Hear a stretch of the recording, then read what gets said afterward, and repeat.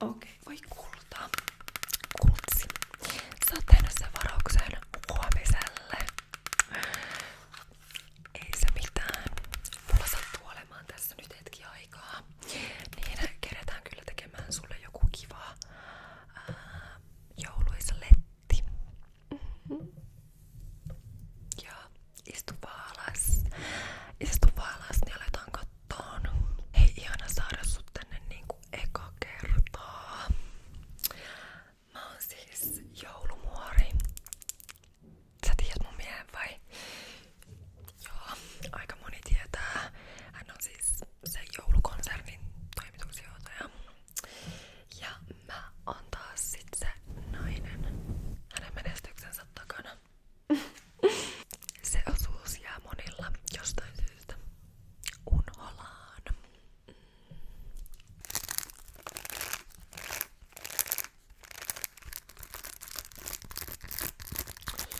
Onpas upeat kutturit sulla. Ihan tulee yksi mun sellainen sometuttu tääkäpää mieleen. Ja voisin hieman aariailla niitä.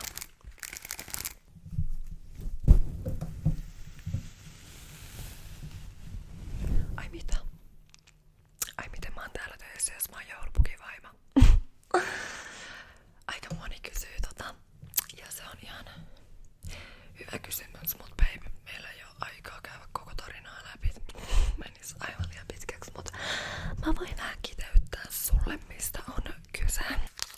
Mä olin siis juuri valmistunut parturikampaajaksi, kun mä tapasin Pukin. Ja hänen on mua aika reilusti vanhempi. Ja kävi sitten tää perinteinen, että hän lupaili mulle kuun taivaalta ja helpon provider-elämän, jossa mulle kustannetaan glögit ja joulukinkut ja tontut ja Pukki hoitaa kaiken ja minä saan vaan elää helppoa elämää ja näyttää kauniilta ja hehkuvalta. Ja mähän olin nuori ja naiivi, siis täysin sinisilmäinen siinä iässä. Ja sanotaanko näin, että Pukkihan on siis yksi iso red flag. Kirjaimellisesti. Joo. Tää ei ole siis enemmän läsnä LinkedInissä kuin kotona. Mä oon niin yksin jatkuvasti. Varsinkin nämä joulut. Siis nämä joulut on mulle niin triggeröivää aikaa. Siis mä olen niin helvetin kyllästynyt seuraamaan vierestä sitä, kun muut tuolla viettää joulua rakkaittensa ympäröimänä jonkun romanttisen vittu takkatulen ääressä, samalla kun mun oma mies huitelee tuolla ties missä. Ja aina mä saan kuulla, lapset odottaa, tämä on heille niin tärkeää. Minä odotan myös.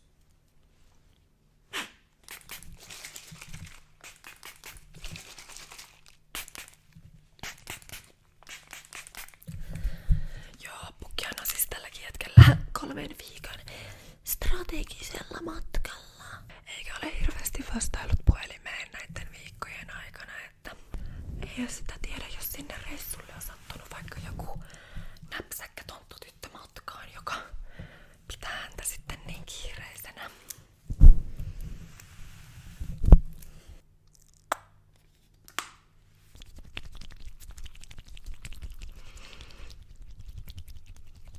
Onks sulla miestä? Joo. Hei kuule, hyvä sulle. Ja pidäkin itselläs toi sinkku-status. Toi on niinku, silloin nainen on vahvimmillaan. Moni ei tajuu.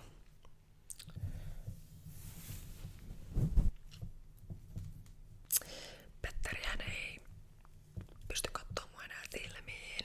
Petteri Punakuono siis. Koska hän tietää jotain, mitä mä en. Ja niinku, nää on just ne asiat, mitä mä aistin. Ei mulle tarvi enää niinku ees kertoa. Ja ne tontut, by the way. Siis HR Painajainen. Pukin yksi hyvä frendi. Tämmönen toljanteri. Tonttu toljanteri. Joo, hän on niinku mielenkiintoinen tapaus. Tykkää kotona keitellä vähän sellaisia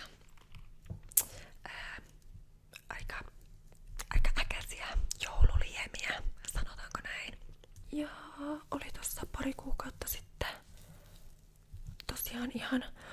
omin päin lähtenyt kaahailemaan tuolla pukin reellä ympäri Pohjoismaita, että ihmiset ei ymmärrä, että siis minähän se sain siellä vastaanottaa kaikki mammojen vihaset puhelut, kun Toljanteri on ollut siellä vähän aiheuttamassa taas hämminkiä.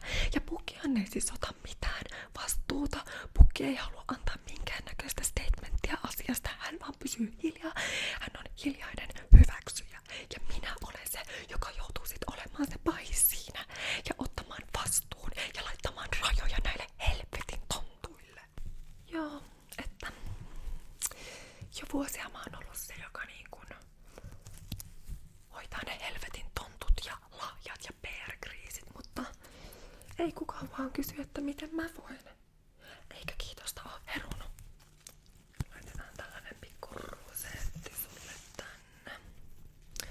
Aina sanotaan, että joulun väri on niinku punainen. Vittu, kun mä näen edes punaista, niin mä aloin näkeen punaista. Mutta tää pinkki taas. Mun mielestä se on paljon sopivampi. Mun mielestä voitais uudelleen brändätä joulu. Noin. Eiks tää oo upee? Anyways, mä oon alkanut kattoo kämppää etelästä. Ja tosiaan aina kun Pukki on omilla työmatkoillaan, niin mäkin hoidan näitä omia